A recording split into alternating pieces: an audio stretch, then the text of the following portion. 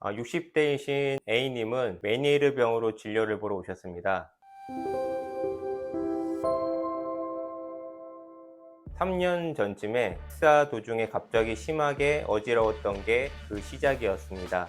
이야기를 들어보니 이미 우측기에는 난청이 좀 심해져 있었고요. 3년 전에 심하게 어지럽기 전에도 좀 오른쪽이 좀 덜 들리고 먹먹하셨다고 합니다.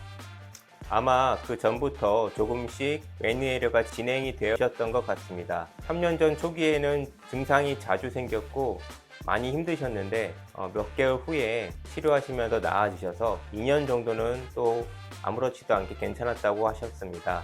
그리고 한 대략 6개월 전부터 다시 어지럽기 시작했고 스트레스를 받거나 몸이 힘들면 더 어지럽다고 하셨고요. 저한테 오셨을 때는 일주일에 한 번 정도 어지럼증이 오고 한 번 시작되면 하루 종일 지속된다고 하셨습니다. 또 A님의 특징적인 증상 중에 하나는 어지러울 때 목이 같이 묵직해진다는 것이었습니다. 메니에르의 경우 양약으로 증상 조절이 잘 되는 분들도 많이 있는데요. 이분 같은 경우는 잘 조절이 안 되고 있어서 한약 치료를 한번 해보시기로 했습니다. 그리고 여기서 말씀드리고 싶은 치료 포인트 중에 하나는 뒷목 통증입니다. 메니에르를 비롯해서 어지럼증 환자분들은 종종 이렇게 뒷목이 불편하다고 하십니다.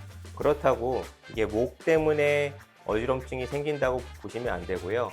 보통 어지러우면 머리를 움직이지 않고 가만히 있어야 덜 어지럽습니다. 그렇기 때문에 어지러움에 대한 반사적인 반응으로 목이 굳어지는 것도 하나의 원인입니다. 또 스트레스를 받으면 가장 빠르게 긴장되는 근육도 바로 복부입니다. 결론적으로 어지럼증이 사라지지 않으면 뒷목 통증도 잘 없어지지 않습니다. 이렇게 두뇌나 혹은 귀와 같은 내부 장기의 문제가 겉에 있는 몸으로 표현되는 곳이 바로 중요한 치료 포인트가 됩니다. 몸과 두뇌 또 내장은 서로 신호를 주고받기 때문에 어느 한쪽을 고쳐주면 다른 쪽에도 변화가 생기기 때문입니다. 그래서 어지럼증에서 목 근육도 중요한 치료 포인트가 됩니다. 단, 목 부위는 좀 예민한 곳이기 때문에 자극을 너무 강하게 한다고 좋은 게 아닙니다. 가끔은 목을 강하게 자극하면 더 어지럽게 느낄 수 있습니다. 따라서 환자분의 상태에 따라서 자극 정도를 조절하는 게 중요합니다. 메니에르병은 귀 속에 있는 림프액 순환이 안 되어 부어서 생기는 질환입니다. 그렇기 때문에 혈액순환과 림프액 순환이 중요합니다.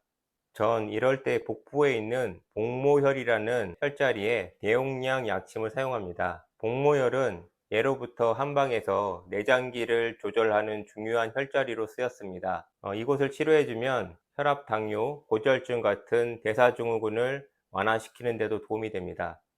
그래서 피가 맑아져서 말초, 귓속까지 혈액순환이 잘 되라는 의미를 가집니다. A님도 스트레스를 받으면 증상이 심해진다고 하셨는데요. 이건 대부분의 질환이 그렇습니다. 때문에 스트레스나 긴장 상태에 놓여 있는 몸을 이완시켜줘야 합니다.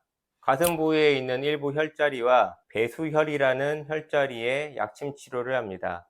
배수혈이라는 곳은 한방에서 장부를 조절하는 자리이자 자율신경을 조절할 수 있는 곳입니다.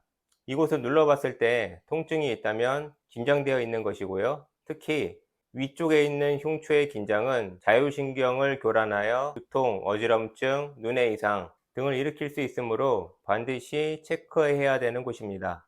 오늘은 만성 어지럼증 치료할 때 왜 뒷목과 복부, 등뼈의 긴장까지 왜 꼼꼼하게 봐줘야 되는지 알아봤습니다. 감사합니다.